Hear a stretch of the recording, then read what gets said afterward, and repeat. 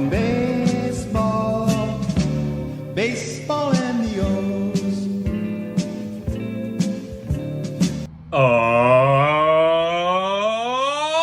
welcome back, Birdland, to another episode of the Talkin Orioles Baseball Podcast. I am your host, Benny Becker. Thrilled, as always, to be with you, gang, here today, talking about our Orioles.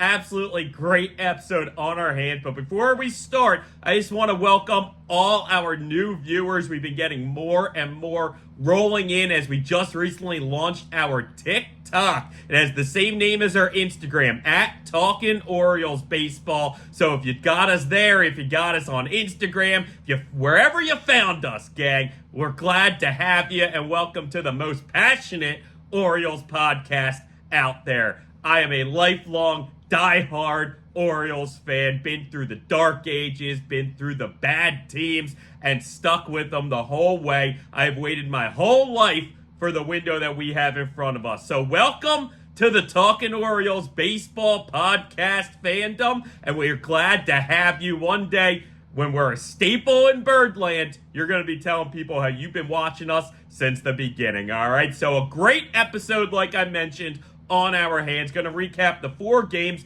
in Cleveland that we're coming off. Talk about some new guys to the team, whether it be Trevor Rogers, Sir Anthony Dominguez, Eloy Jimenez. We're also going to be talking about guys that we've been talking about all season. Gunnar, Henderson, Adley, Rushman, Jackson, Holliday. A lot of fun stuff to talk about. Going to be touching on the bullpen, starting pitchers, all sorts of stuff, gang. So let's just dive right into it and recap the last 4 games that we played in Cleveland. Now, we're not going to touch too much on the individual games, but what we're kind of going to do is throughout the episode, some of our topics are going to really touch on moments from that series, right? So as we go through the topics, they're going to wind up leading back to those 4 games in Cleveland. But just to recap you what went on, we end up splitting the 4 games and started out a little slow, a little ugly,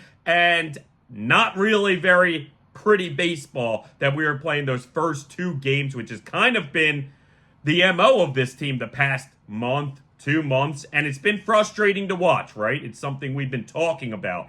But like I always say, we don't want to play our best baseball now in June, July, August. We want to play our best baseball in October. And I think that's where this team is leading. Because even the negative things that we're going to be talking about in this episode still wind up having a glitter of optimism behind it. Some positives to take away from even the negatives, which is always a good thing. Listen, I've told you before, I am a lifelong optimist. I believe I'm the biggest optimist there is. That's how some of my friends describe me. But I really believe I'm the biggest realist that there is, okay? Or at least as realist as it comes, right? So my optimism always has truth behind it. At least that's how I see it, gang. You can be the judge of that. So like I said, the first 2 games in Cleveland were very ugly. A 10-3 loss in game 1, an 8-4 loss in game 2. But luckily the Birds turned it around for those final 2 games. Like I said, end up splitting the series, coming away with a 7-4 win in game 3 and a 9-5 win in game 4. The offense really came alive like it really has been the past week or 2. It seems like we're finally getting back to these winning ways, to the identity that this team had last season, earlier this season, and that maybe we lost for a little bit. Seems like it's coming back to us. In fact, the name of this episode, gang, is Oh, We Back. Oh, We Back. And maybe that's a bit of Oh, optimism. Or Oh, overreaction by me. But I don't think so. And I will make my case for that as the episode goes. Again, we have topics that we are going to touch on later. Of course, you can see on our rundown exactly what we're going to talk about this episode. But I really want to start off with somewhat of a negative, but again, a negative that ends with a sprinkle of optimism, if you will. And that's a new starting pitcher, Trevor Rogers, okay? We know that we brought him in from Miami, traded Connor Norby, Kyle Stowers, and it was a high price to pay for a guy like Trevor Rogers. In fact, this is something we talked about last episode of maybe I had too high of value on those two players, thinking that we could center a package for a premium starter around those two. Well, maybe the Orioles did have that same idea, maybe they didn't, but I think they overall got the message, and certainly we have now, that they weren't going to be able to fetch the premium elite starter like a Skubal, like a Crochet, with a package that's centered around those two names. And those two names really were the top names I think that we were willing to give up. So we have to accept Trevor Rogers, right? And before we get into his start in game one of that series, let's just talk about the idea that he is an established major league pitcher, okay? Maybe not elite, maybe not top of the rotation, but certainly he's an improvement as our number 4 in the rotation.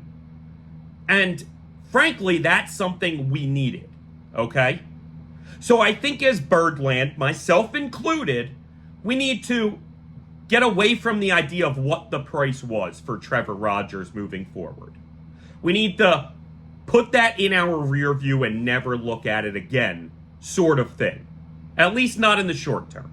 In the long term, if those two guys, at least one, wind up becoming stars, and Trevor Rogers stays middling and winds up with a disappointing Orioles career, we can revisit that.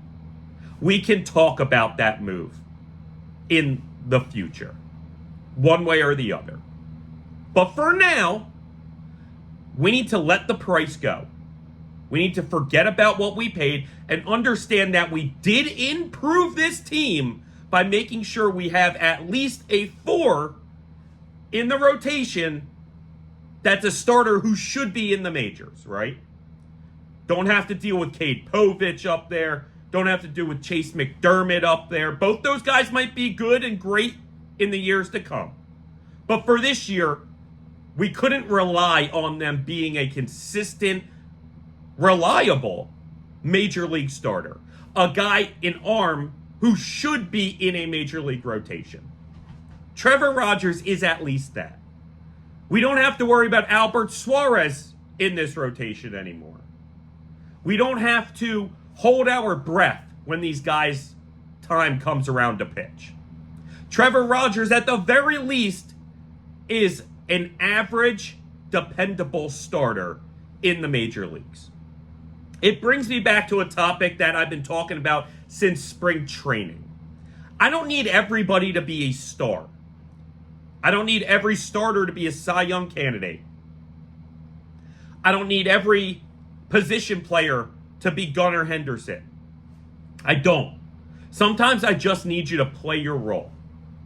And unfortunately, Povich, McDermott, Suarez, Irvin couldn't play their role as that average back end of the rotation starter. And I believe Trevor Rogers can. Now let's talk about his first start. We know we lost the game 10-3. Certainly we can look at Trevor Rogers' performance as a major indicator of why the score wound up 10-3. Goes 4 1/3, gives up 5 earned, 3 Ks, 3 walks. Not a good start.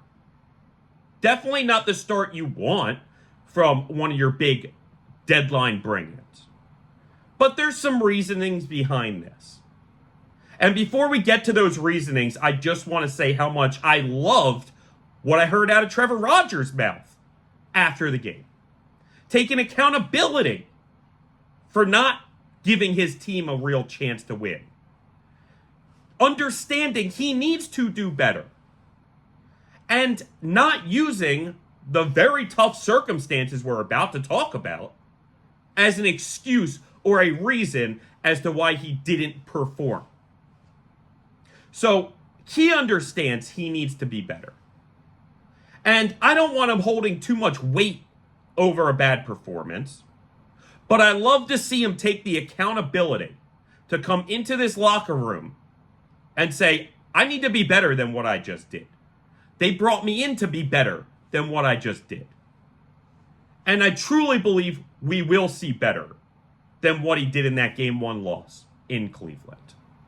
Now, again, there were tough circumstances. So what were those circumstances? Well, he didn't even arrive with the ball club until 3 hours before first pitch.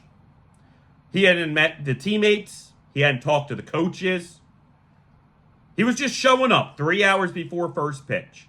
I know Ryan O'Hearn came over and greeted him at some point, but still, you have to figure the meetings with the pitching coach, the manager, were very short, were very quick. And even if they tried to extend them, there's only so much information you can gather and give in those short meetings. You just simply don't have the time to fully game plan, to fully even wrap your mind around the player you have in front of you, even if you've been preparing for this for a few days. So it was very, very tough circumstances. I heard that him and Rutschman only had a very brief conversation, literally like, hey, introducing themselves. And then, I'm going to be catching you today. I got you tonight. And that was about it before they then had to walk out on the field and play together and be the battery. I'm pretty sure I saw this, and I didn't hear the broadcast mention it, but I'm pretty sure I saw it, that Rogers even had the pitch comm on him, calling his own pitches at least sometimes, if not every pitch. So there isn't even that relationship yet with Rutschman at the time of this start. And definitely in the weeks to come, that relationship will get better and better. Those conversations will be had at length between Rogers and Rutschman, Rogers and Hyde, Rogers and French. You know what I mean? Like, let him get into the organization. Let him get accustomed to where he is now, to his new surroundings. Let him get acclimated to the clubhouse and the guys. It's always a tough situation when a guy goes to a new ball club, when a guy changes teams, especially when he's not used to that in his career. So, I still think we saw some positives from Trevor Rogers despite the negative results. Okay, so let's go into that. Now, the Orioles actually got him a lead before he even hit the field. Orioles went up 1-0. Cowser hit a leadoff double. Gunnar then later hit a double to drive him in. 1-0 O's to start the game. Very nice. By the end of the first inning, it was 2-1 in, Cleveland. Sorry. And that stinks, right? That's not how you want to start off. Again, circumstances not being the best. Still, that's not how you want to start off. But after those 2 runs scored, you had Rogers retire 6 straight Cleveland batters up until midway through the third. So, there's some good signs there. Especially with a team like the Guardians, who have a decent lineup, have been hitting well 1 through 9 all season. And we saw the middle to back half of their lineup do some damage. So it's not the easiest thing to retire 6 straight major league batters. Okay? So that's positive sign number 1 for Rogers. He was able to have a little stretch there, 2 innings worth of outs, where he got everybody out.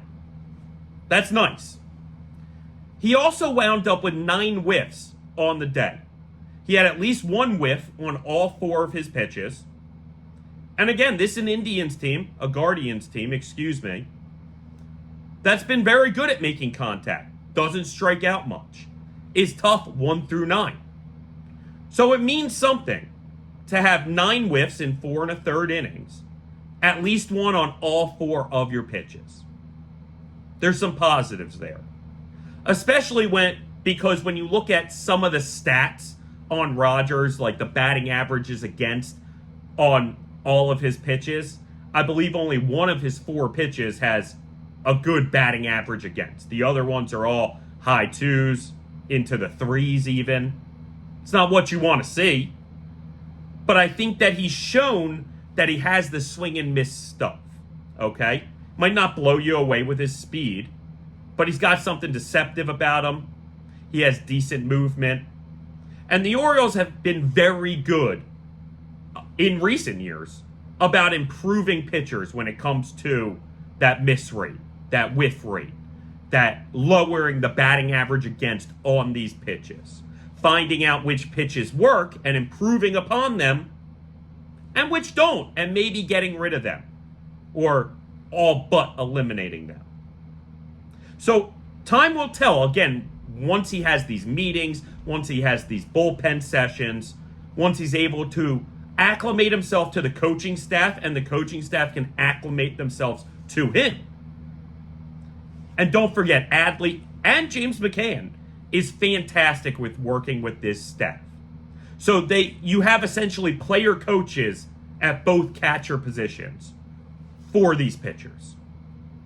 All of those things point to at least a slight uptick as far as Rogers' production goes moving forward. Now, again, he's not the premium name we wanted. He's not Scooble. He's not Crochet. But that doesn't mean we didn't improve the rotation by bringing him in. And there's something to be said for having that average to above average fourth starter in your rotation. That above average back end starter in a rotation can be the X factor. There's a good chance he may start a playoff game for us at some point this year. Him or Kramer are probably going to be that fourth guy when we need one. So we'll see how it works out. I just expect Rogers to have better numbers moving forward.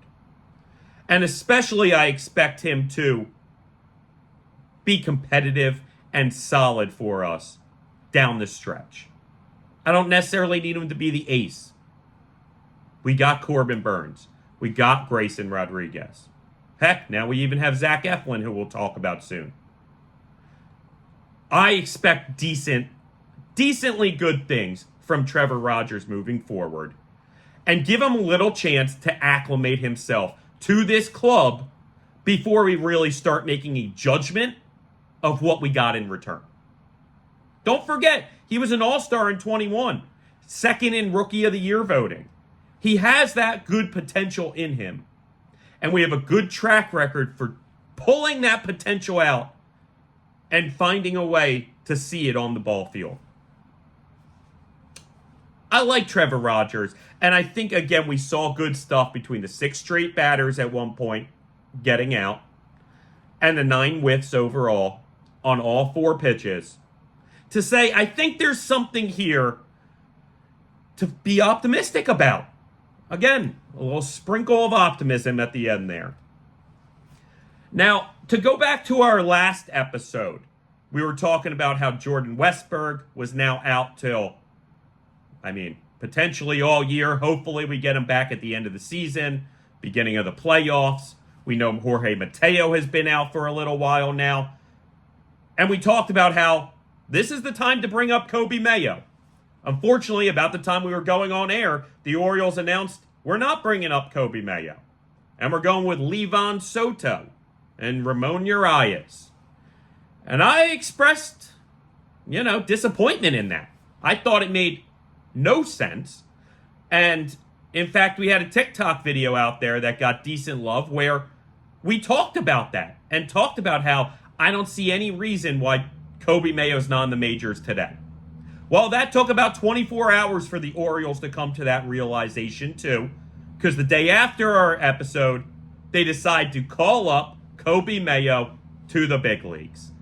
And it was very exciting news, yet another top Orioles prospect called up to help the big club. We know Jackson Holliday. We know Heston Kjerstad has been up. Obviously, Colton Cowser has done so much for us. Obviously, Westburg, Adley, and Gunnar aren't rookies anymore, but certainly they are still young, top players for this organization. So this team is built on youth, and it made perfect sense to bring up Coby Mayo now that you kind of had this window without Mateo and without Westburg. And the Orioles called up Mayo, and it was very, very exciting news. Unfortunately, we haven't seen the best results yet, but some of that is to be expected.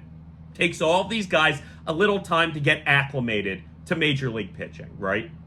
I always say it, and I've heard it said 1,000 times, that you don't face real Major League pitching in the minors, even in AAA. Because if you were facing the Major League pitchers in AAA, they wouldn't be in AAA. They'd be in the majors.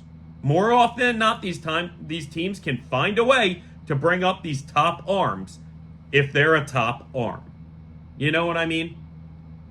So, I really believe that it was somewhat reasonable to expect Coby Mayo to struggle in these first few games.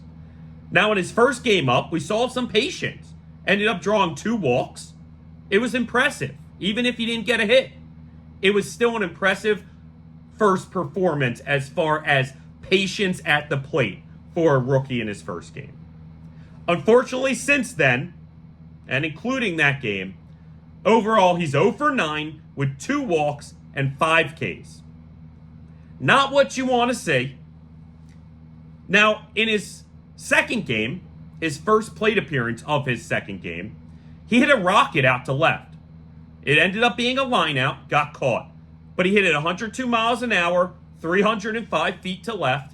And while it was an out, it was one of those things where you said, okay, it's there. He can play in the majors. This is going to play in the majors. And it's something he talked about after the game, saying how that moment, even though it was an out, making that kind of contact against Major League pitchers, it makes you feel like you belong. And he's going to get more of those. And he's going to get acclimated. And we got to give him a chance and give him some time and not get on him at all for struggling or failing. I don't care if his first 10 or 20 games is worse than Jackson Holliday's first 10. I don't care. Because I fully expect, as I think all of Birdland should, is for him to get this real opportunity. Again, Westburg and Mateo are down. They're down for at least another month, if not 2. If not the season. Now, let's look back to when Jackson Holliday struggled, right? April, just starting the season. You want to get off hot. You got this young rookie struggling for 10 games. You feel like, one, it's in his best interest to move down, but also the team's best interest. We didn't have time. We didn't have the ability to give him the at-bats we needed to for him to maybe get out of that stink, right? We had a lot more talent on the field. Again, Westburg was healthy. Mateo was healthy. We didn't yet know how any of these guys' seasons were going to shake out either. Urias, Mateo, Westburg even for that matter. Heck, couldn't have necessarily even predicted how good Gunnar was going to be that first half at that point. So, the idea that we couldn't give Jackson Holliday the time after 10 games, and we had to kind of ditch that for a little and let him figure it out in the minors, again, was best for him, but also was best for the team. Now, when it comes to Coby Mayo now, Westburg and Mateo are down. Urias is having about the best season we could have expected from Urias, but still not amazing. And now what? Your other option is Terran Vavra? So this is the opportunity to give him at least a month, if not literally the rest of the regular season, to figure it out. And if he fails mightily, he fails mightily. It's one of these things, then his season's done. He goes into the offseason understanding what he needs to improve on, and then he'll come back next year, hopefully better and improved. And if it hurts the team record-wise, well, then it hurts the team record-wise. We're already at the point where we should expect absolutely to make the playoffs. This team, even with a struggling rookie at a premier position, should still win more than enough games to make the playoffs at this point. So unlike in April, when we couldn't afford that, now we somewhat can. Not to mention, we can afford to give it to him because other players are heating up or already in the full swing of a hot season. Look no further than Anthony Santander having a career year. Gunnar Henderson having a career year. Then you look at some other guys who, yeah, maybe are having career years, but heating up, like a Colton Cowser. And Adley Rushing might not be having a career year after this kind of cold spill he's been in, but he also feels like he's heating up a bit, and that's something we'll touch on later in the episode. You see a Cedric Mullins who struggled early, heating up. We already had O'Hearn and Mountcastle kind of been hot all season. So if Coby Mayo at third base struggles mightily, we should still be able to afford ourselves the opportunity to give him that time. Personally, that's what I think. Certainly, if it gets so ugly, then you got to move him down.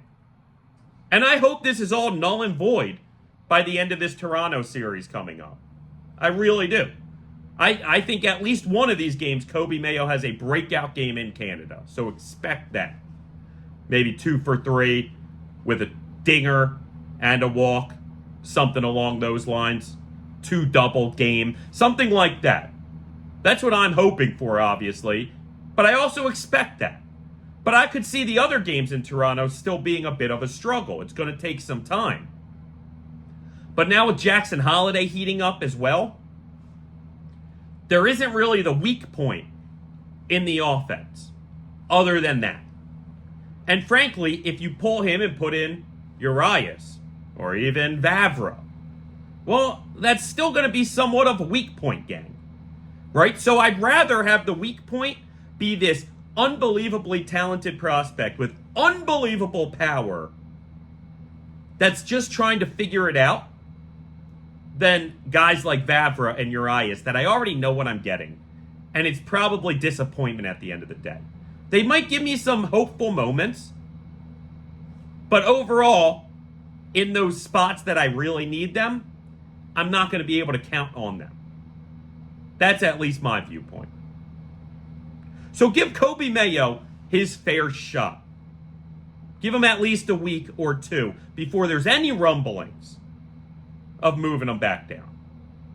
And again, hopefully in a week or 2, there are no rumblings because he just performed well. Obviously, that's the ultimate cure.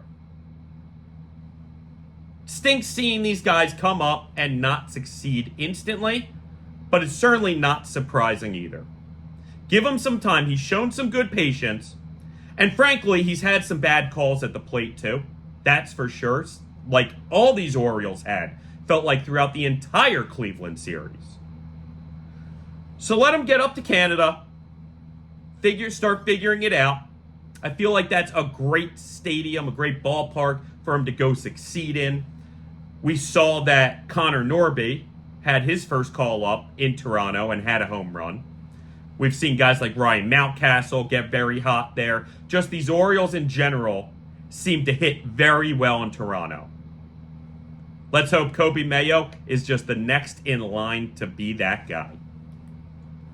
So, our next topic is Eflin for the win. Zach Eflin is a guy that I was very, very excited about when we traded for. If you heard me last episode, you heard how much excitement I had to bring in Zach Eflin. It's a name that really I wanted 2 years ago or a year and a half ago when he signed with Tampa. It's a guy I liked in Philly when they used him correctly. And again, if you heard our last episode, you heard me break down how Philly went from misusing him to using him correctly to misusing him. But when they used him correctly, he was an elite pitcher. Maybe not elite, but very, very good major league pitcher. Very reliable, very good major league pitcher. And that's what we brought in, gang. And so we talked about how Trevor Rogers shored up that 4th spot in the rotation. Well, luckily, Zach Eflin shored up that 3rd spot and really gave us a name that I feel like I feel very confident going into game 3 of a playoff series, starting Zach Eflin against almost anybody we're going to be facing. I love the idea of Eflin in the playoffs and certainly down the stretch. We've already seen in his 2 Orioles starts why I'm so high on Zach Eflin, and you should be too. In his 2 starts so far, he's 2-0 with a 3.65 ERA, 12.1 innings pitched, 10 Ks to 1 walk. Phenomenal stuff. One of the best ground ball pitchers in baseball. And I love it. I believe he's a serious X factor as the number 3 in this rotation. And it's so funny that I didn't think of his name when we were going through all of these trade scenarios and these trade targets that we were talking about leading up to the deadline. And as soon as I saw him, it was like a eureka moment. I was like, oh yeah, Zach Eflin is such a perfect guy to bring in for this team. The ground ball pitcher, a major league veteran, has pitched in really tough situations, has pitched in the playoffs, has pitched against some of the best lineups in baseball for years. Understands the AL East for the last year and a half. Played in the NL East for the years before that. Love him. Absolutely love Zach Eflin. And that's why it's Eflin for the win. So now our next topic is one that Birdland has been waiting for literally since April, gang. We talked about when he came up in April earlier, but now it's different. Now it's for real. Now it's for keeps. And that's why it's HolliDay, HolliYAY.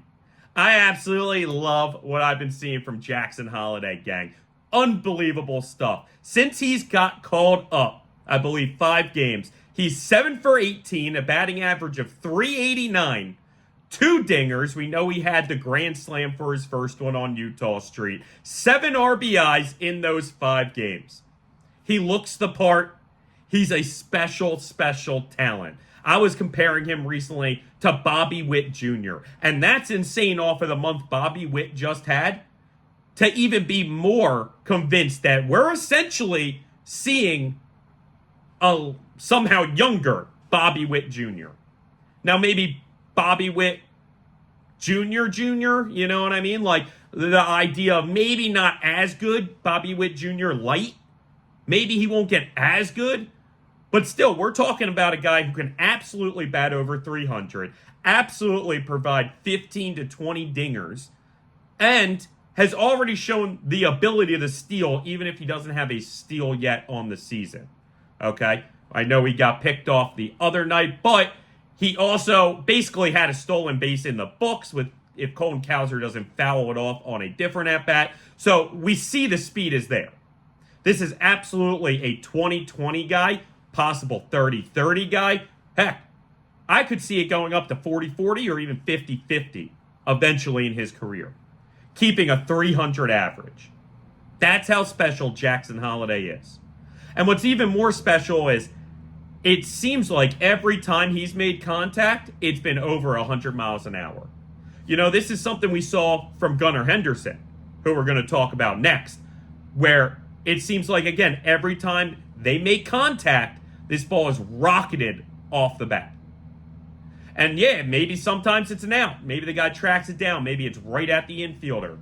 But let me tell you, they are hitting it hard. And it doesn't look like he's swinging overly hard either, which is a beautiful sign. Because he trusts now his mechanics so much more than he did earlier this year. And he's got a better swing path. And he's taking advantage of all his physical tools, and we're seeing it. I mean, the kid hit Utah Street on his first home run. An unbelievable achievement, and just shows you the raw power that's in that body. Phenomenal stuff. You absolutely love to see it. You absolutely expect to see more of it. And really, okay, let's look at a couple of the outs even. So I said he was 7 for 18, right? Well, I can take 5 of those outs and say either 2 of them should have been ball 4, or at least a ball. I know 1 would have been ball 4. Off the top of my head, I don't know definitely the other one was a full count. But he got called out twice on strikes on a bad pitch that was a ball. So elite understanding of the strike zone, not chasing a ball that he knows is a ball, even if it's not called a ball. And then there were 3 shots to deep into the outfield that were caught. Gang, there's the reality that those 3 shots get out and the other 2 wind up being walks, and he would have been 10 for 16 with 5 home runs. Now, obviously, that's insane, possibly. That's, maybe pulling at strings a little, if you will. Maybe being too much of a homer, maybe. But the reality is still there that Jackson Holliday is absolutely an elite talent at the major league level. And down the stretch, I really don't think he's going to stop at all. I really think that from this point forward, gang, and I mean forward as in the next 10 to 15 to 20 years, we're talking about Jackson Holliday being an elite Major League Baseball player. And sure, having maybe a cold stretch here or there like everybody does. I know the Philly fans right now are going on about Harper's cold streak, even though he just had a good game last game. But before that, it was very cold. It happens to the elite players.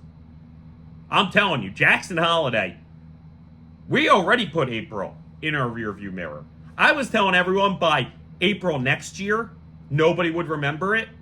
I'm telling you, by the end of this year, I don't think anyone's going to talk about it. His average is going to wind up being at least like 220, 250. And that's saying a lot for a guy that was batting 70s coming into his second stint in the majors. Expect to see more of the same greatness from Action Jackson Holliday. And that's why it's not a holiday. It's a HolliYAY. Thank goodness, man. Whew. Love seeing these kids do good. Love seeing these baby birds do good. And I also love seeing the joy and the smile that Jackson's now showing on the field. Those little glimpses, those little smiles he has. I know he's serious. I know he's taking it serious. But God, clearly he's having fun, man. And how could you not? How could you not have fun? How could you not be romantic about baseball, man? You see that smile on the 20-year-old Jackson Holliday's face because he's absolutely torching the league right now. I love it. And I love that he's a bird. I love that he's an O. So now we're going to talk about yet another one of these stars, man, and his counterpart in the double play combo that is the middle of the Orioles infield. And that's Gunnar. I almost said Gunnar Holliday. They're all holidays. No, Gunnar Henderson. And Gunnar gets going, man. Gunnar gets going. He has hits in 10 of his last 11 games. He had 13 total bases in the Cleveland series. First home run he's hit since July 14th. That's 16 games he hadn't hit a home run. Finally, scratch that off the list again, which is great to see. And expect that power to stay, man. He has 4 multi-hit games in the last 5 games. And like Holliday, like I said, it seems like every time he makes contact, he's hitting that ball over 100 miles an hour back at him. It's special talent. It's special stuff. And even if you were to tell me the home runs aren't going to be as crazy as they were in the first half, he still clearly is scorching the ball, an extra base machine, because don't forget, he also has elite speed. And it's phenomenal to see Gunnar getting going again. Because obviously, he was the guy really driving this Orioles offense through that first half. And luckily, once he started to slow up a bit, Santander kind of took the reins from him a little. And while I think Tony Taters is going to continue having a fantastic season, we can't rely on just him. Gunnar has to continue to get going. And clearly he has. Clearly he has, gang. And like I said, the home runs are only going to continue to come for Gunnar. Now that he's broken back through, expect really homer after homer over these next few weeks. Don't be shocked when he gets himself back the Orioles home run lead in a week or two. Remember I said it. You remember I said it. And Gunnar Henderson's going to continue having one of the most unbelievable seasons that we've seen from an Orioles hitter in a very long time. I love it, gang. I absolutely love Gunnar Henderson, obviously. We know he can be a bit of a wild stallion. He had that error run where he was making errors left and right. But I want to say that feels like it's now in the past, right? That was like a 2-week blunder as far as fielding goes. Understand, he is only 22, and he has a ton on his plate. Obviously being one of the leaders for this ball club. Obviously being one of the MVP candidates down the stretch holds a weight to it. But we also heard the broadcast talking about, with Jackson Holliday at second and now Coby Mayo at third, Gunnar is literally directing them even during plays, calling out to one or both of them to tell them where they need to be, what they should do, where they're going, how they should play this.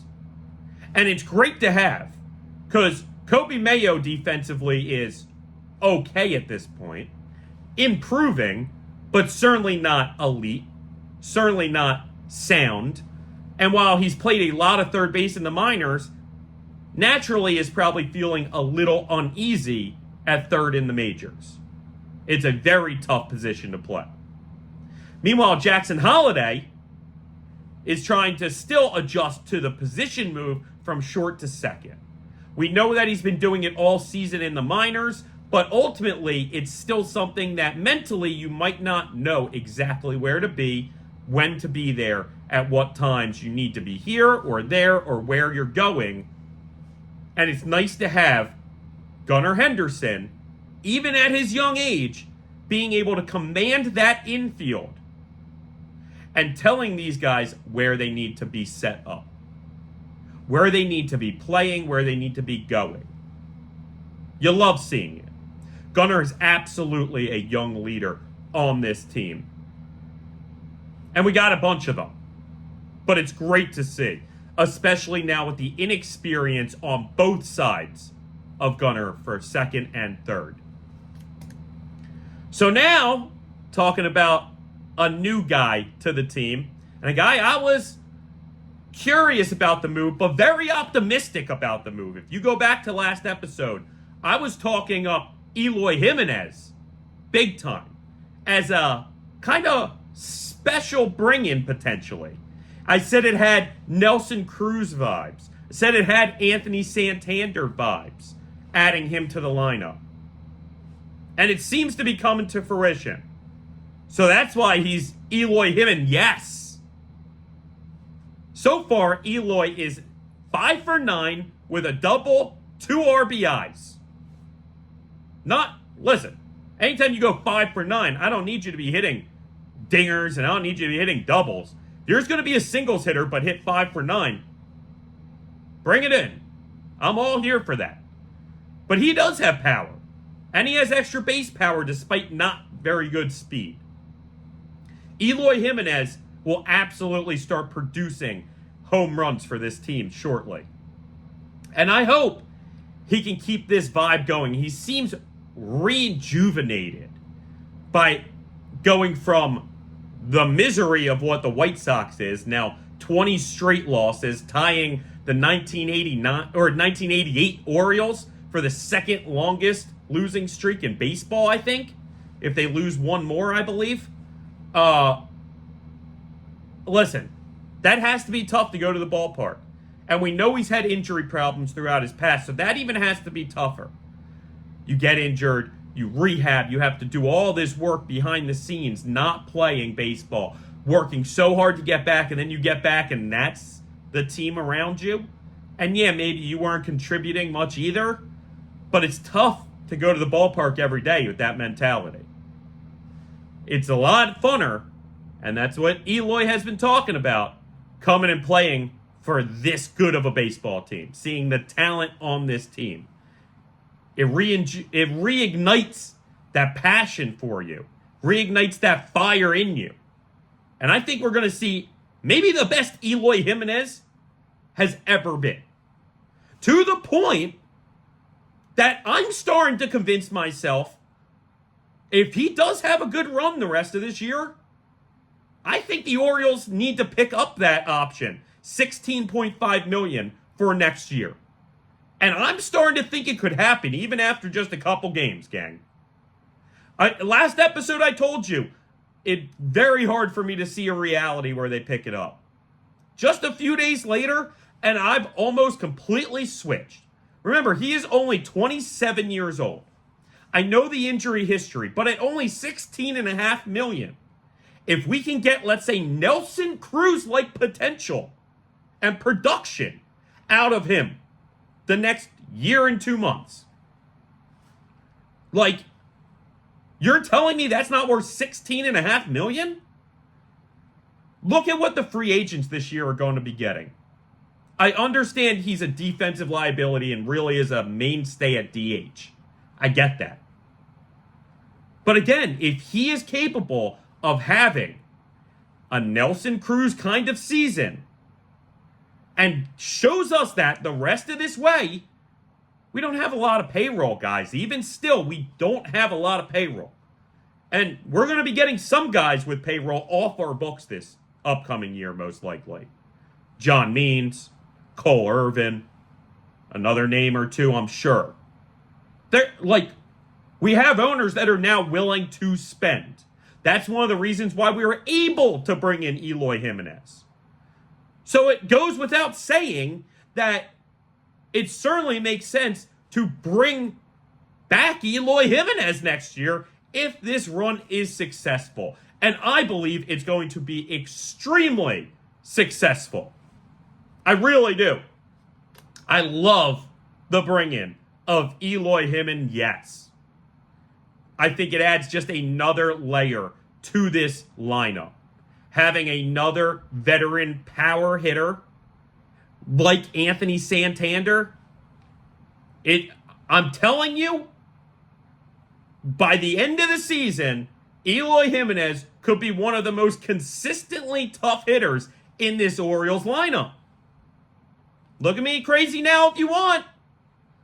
But I think there's the reality that Eloy has such a good run for us that we pick up that option next year and say 16.5 really isn't that bad. And it's just a 1-year gig. And if he does really well again, guess what? Oh, we have another option for him? And if he doesn't do well, okay, we took 1 year run on him. I love it, gang. I'm telling you, I'm here for it. I am here for Eloy Jimenez love. Tell me what you think in the comments. I don't know. Maybe you disagree with me about the Eloy points, but I'm telling you, Eloy's going to be an X factor for this team down the stretch. And the home runs are going to be coming for him. I'm telling you. All right, so let's talk a little bullpen, all right? The bullpen's feeling better. I think it absolutely is improved from where it was, let's say, a week and a half ago. Getting just some better names in there, right? Even slightly better, you can say. Marginally better, fine. But I don't think there's any arguing that adding names like Soto and Dominguez to this bullpen were better than Vitale and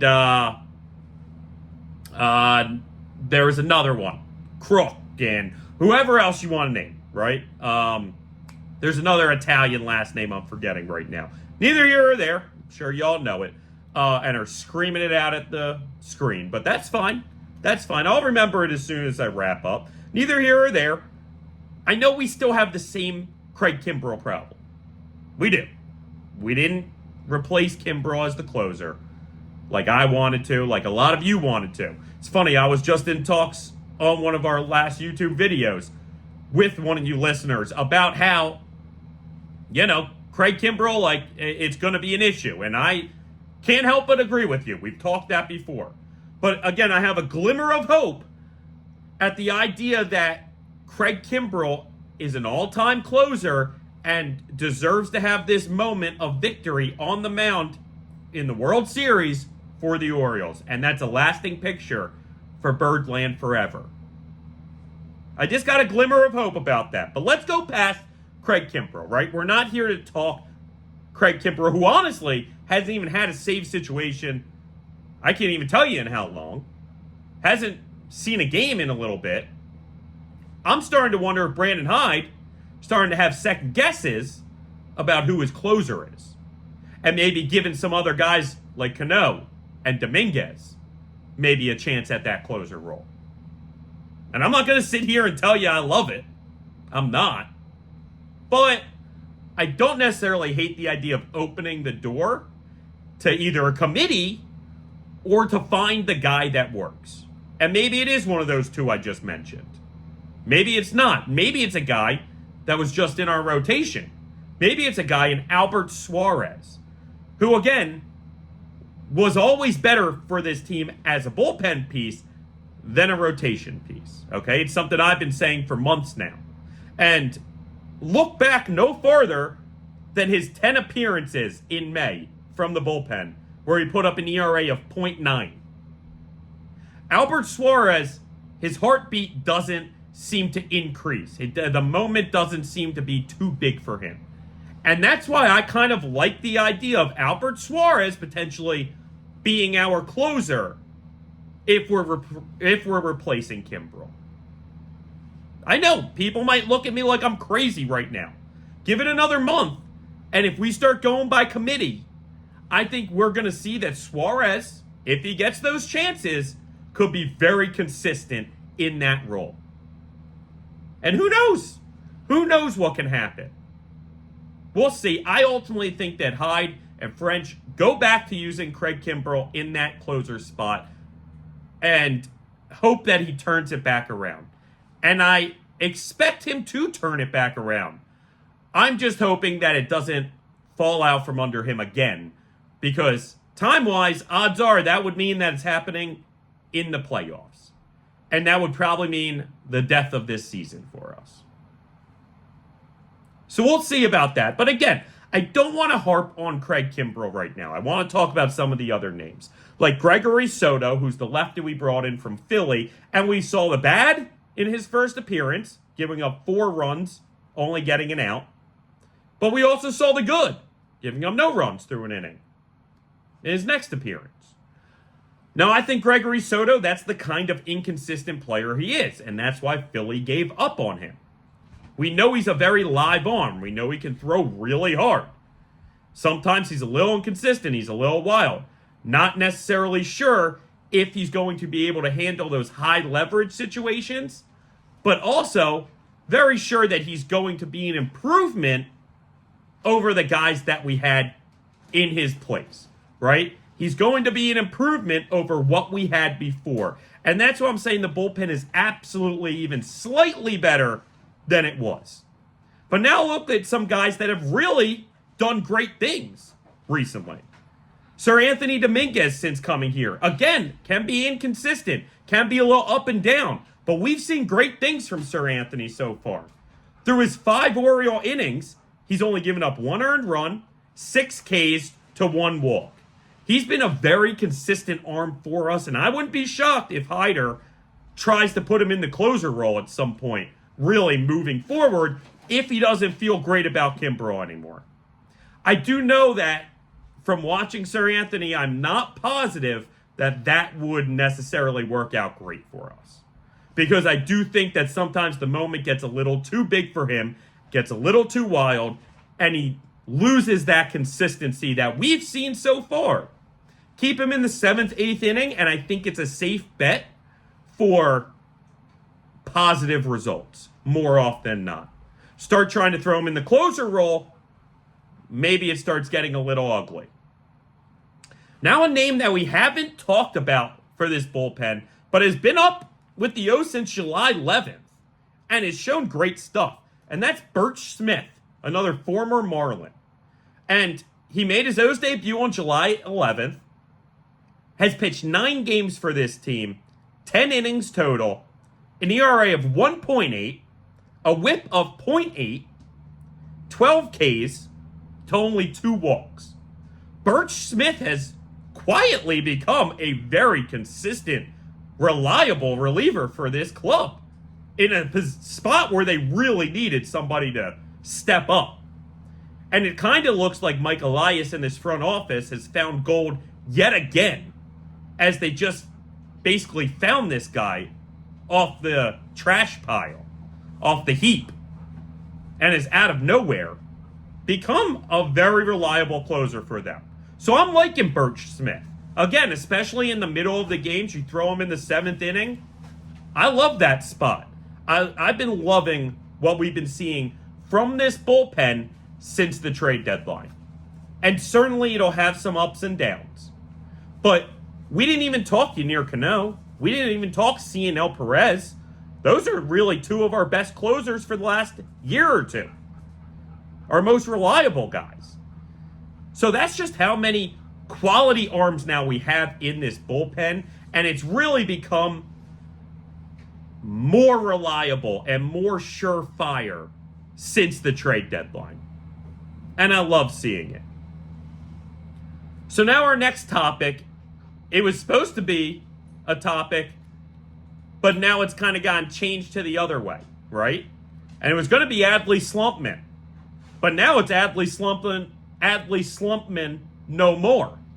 Because it seems like Adley's starting to break out of this slump that he's been in, right? The last month or even 2, we've kind of seen Adley start hitting the skids a little.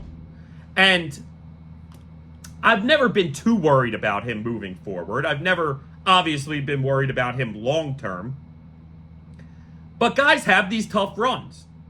And certainly playing catcher can take a toll on your body. And I've been wondering if maybe Adley has been dealing with kind of a little lingering injury here or there. We've seen him get beat up at times behind the plate this season. So it wouldn't shock me if later after the year it comes out that maybe he was dealing with something nagging through this back half of the year. Still, though, it seems like he's turning it on a bit. He went 2 for 4 yesterday at the plate. The day before, he had a big pinch hit triple. Now, you could blame it on the outfielder misplaying it, and yes, he did misplay it. There is a chance he maybe should have even caught it, but definitely probably wouldn't have been a triple even if he didn't catch it. Still, though, hit the ball hard, and we've been seeing Adley hit the ball hard, even if it hasn't been for hits or home runs. Okay? Now, we haven't seen an Adley home run since the first game out of the All-Star break in Texas. We've even seen Brandon Hyde move him down in the lineup recently. I think he was hitting 6th the other day. That's something we haven't seen in quite some time. Adley's been a mainstay really in that 2-hole for this team the last year and a half. Still, I don't hate it because you have a lot of guys that are not only very talented in the lineup, but also are really hot. So moving Gunnar to the 3-hole, having Santander in the 2-hole, I don't hate it. Kowser's very hot, having him lead off most days. Heck, we even led off Austin Slater the other day, and he got a double to begin the game. So we have a lot of talented guys in this lineup, and it's no detriment to the player by moving him down. Sometimes you just got to hopefully figure it out, and maybe moving him down, either creates a new fire in him to get back up there, or just allows him kind of take another breath, allows him a little easier pitching possibly. Whatever it may be, I expect Adley to continue breaking out of this slump that we've seen him in for a little bit now. And that's why Adley Slumpman, God, that's hard to say, is no mo. And now we're going to talk about maybe it's an O-verreaction. And that's me stating that we're back. This team is back, right? We're back to being the team that we were to begin this year. We're back to being the team that we were last year. Now, maybe it's a little more volatile than it was last year. A little more up and down, peak and valley. But overall, I want to say we've gotten this identity back. We've gotten this thing back that is one of the best teams in baseball. We feel like that again. And yes, it took a little bit of a roster reconstruction, but it seems like the puzzle pieces have now fit together in a way that it's all starting to roll properly again. It's all coming together. In the last 9 games, this team is 6-3 and has put up an average of 6.8 runs a game in those 9 games. The offense is finally coming alive, and that's really been our lifeblood this season when we're successful, last season when we're successful. The fact that our lineup, 1 through 9, is as good as anybody in the leagues, if not better. And so despite the fact that we lost Mayo and lost Westberg from this lineup, we've continued to gain talent in Holliday, in JimenYES. We continue to add guys to this lineup that produce. And we've seen guys continue to take steps forward to get it back. Seems like they're taking pride in their at-bats more. We see more competitive at-bats, whether it be Cows or Santander. You know, maybe guys got a little too loosey-goosey with their success early and not grinding out those at-bats. And that's how you become so successful as a hitter and a lineup, is by compiling really tough at-bats. Because eventually, you're going to start winning those at-bats. And then they're going to compile together. And you're going to put up a lot of runs. And that's what we've seen recently. And in the last 9, we put up 6.8 runs a game. And you absolutely love what we've been seeing from this offense. So now to wrap up, we're just going to have 2 quick topics. A little preview of the 3 games in Toronto starting tomorrow. Tomorrow's game is going to be Grayrod against Bassett. Bassett's one of their better pitchers and a guy who certainly could have been on the move at the trade deadline. They decide to keep him, and he's not an easy opponent, but he's also not a dominant elite starter out there. Meanwhile, Grayrod obviously has been having a great year for us all year. But really, remember Grayrod at the back end of last year, the end stretch of last year, and how dominant he was? I expect that again from Grayrod. So I expect the best Grayrod we've seen so far tomorrow and moving forward.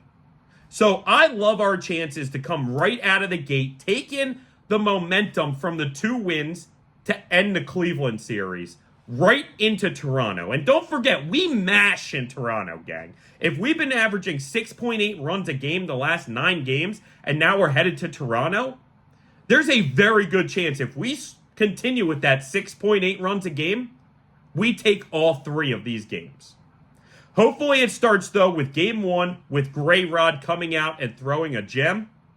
Game 2 is our second look at Trevor Rogers. So hopefully, again, we saw optimism, or we saw optimistic stuff from him in that first Orioles start, despite not the best results. He goes up against one of the weaker pitchers for the Blue Jays, Francis, who has an ERA in the 5s, and hopefully Rogers can look more like a really solid major league pitcher for us in that game too. And either way, hopefully our offense can just continue mashing in Toronto and take care of an easier pitching matchup in Francis. And then Game 3 is going to be 2 guys that look very similar. If you look at their pictures in the preview, you might think that they're brothers, in Dean Kramer and Kevin Gossman.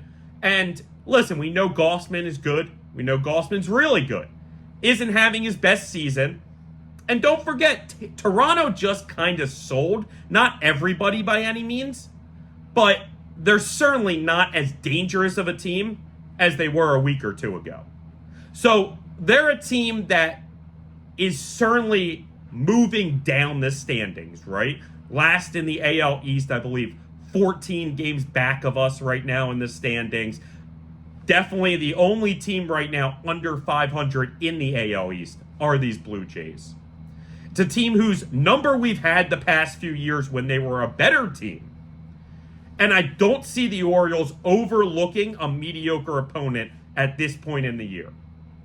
Combine that with our constant success against AL East teams, and I think we're looking at most likely a 3-game sweep in Toronto starting tomorrow. Now, knock on wood, hopefully we at least take 2 of the 3 and win the series, because we need to.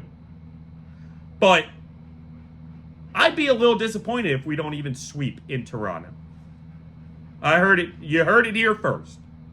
After that, then we go to 3 in Tampa, the second to last team in the AL East. A couple games above 500. By the time we see them, they might be 500. And another team that mostly sold. And another team who's we've had good success against in recent years. Right? So expect big things from the Orioles. Definitely the next 3 games and hopefully the next 6 games. Especially if the offense can continue with 6.8 runs a game. Or heck, maybe even more, gang. Maybe even more. When you look at the division, we're tied still with the Yankees in the division at the moment. When we win, they win. When we lose, they lose. That's fine. I told you last episode, and really all season, we are going to have their number when it's all said and done. Might only be by a couple games, but certainly, especially with the schedule we have in this back half, I think we're going to win this division. But at the moment, we're tied. Still a game back from Cleveland for that 1 seed after splitting those 4 games. Now, the last bit of news I will drop is something that got announced today. These Orioles have been very good with the new ownership. A lot of funness, a lot of excitement, a lot of cool stuff they're doing. And they just like to have fun. And so, September 6th, they're going to have Iron Splash out in the bird bath. Meaning Cal Jr. is going to be out there with Mr. Splash in the bird bath with the fans in the section, hosing them down. I'm excited. I'm excited to see it. I love how invested Cal has been, not only financially, but just around the team so much at so many of these games this season. It's great to feel his presence. It's obviously a big thing for the fan base, if nothing more. And I love it. I love how they're having fun out there. I love how they're having a good time. And they should be having a good time because this is a very good baseball team. And we are only going to see the best baseball yet to come for this team, I believe. Truly, again, you don't want to play your best baseball now. You want to play it in October. Now, you got to get to October, but we've already done enough to essentially guarantee that we will be there. And then we got to play our best baseball going into it and through the playoffs. And I expect that, gang. I do. I really, really do.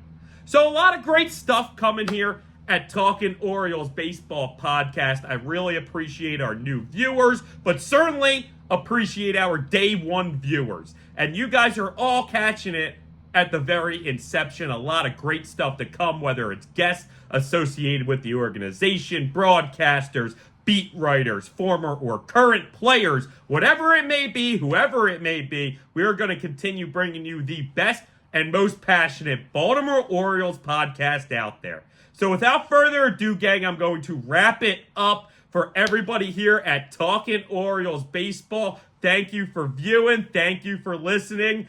And go O's! Talk